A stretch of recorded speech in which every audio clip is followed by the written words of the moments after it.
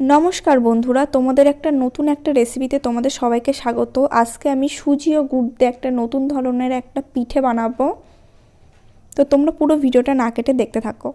एखाने एकटा मिक्सी निये नियेछि और एई कापेर 1 काप दिये दिलाम सुजी और ओई कापेरई हाफ आमी दिये दिलाम मयदा।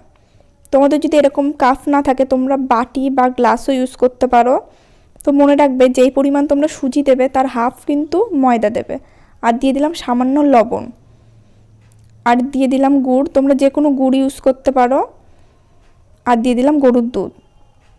देखो समस्तटा आमी मिक्सिते पेस्ट करे निয়েছি। एरकम एकटा घन एकटा बैटर होबे।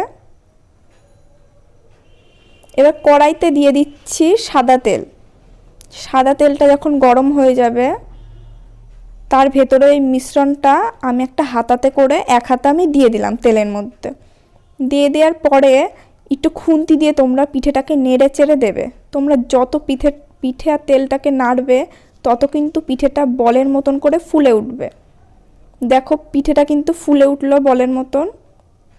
এবার আমি উল্টে পাল্টে করে আমি পিঠেটা খুব ভালো করে ভেজে নেব। তোমরা কিন্তু একটু আস্তে গ্যাস দিয়ে তোমরা ভাজবে, তাহলে কিন্তু পিঠেটার কালারটাও খুব সুন্দর হবে। পিঠেটা কিন্তু খেতেও খুব সুন্দর হয়। দেখো কত সুন্দর একটা কালার হয়ে গেছে আর পিঠেটা কিন্তু ভাজাও হয়ে গেছে। আমি আরেকটা তোমাদের করে দেখাচ্ছি। এরকম করে এক হাতা মিশ্রণটা নিয়ে তেলের মধ্যে দিয়ে খুন্তি দিয়ে খুব ভালো করে তেল আর পিঠেটাকে ভালো করে নেড়েচেড়ে নেবে, তখনই বলের মতন ফুলে উঠবে।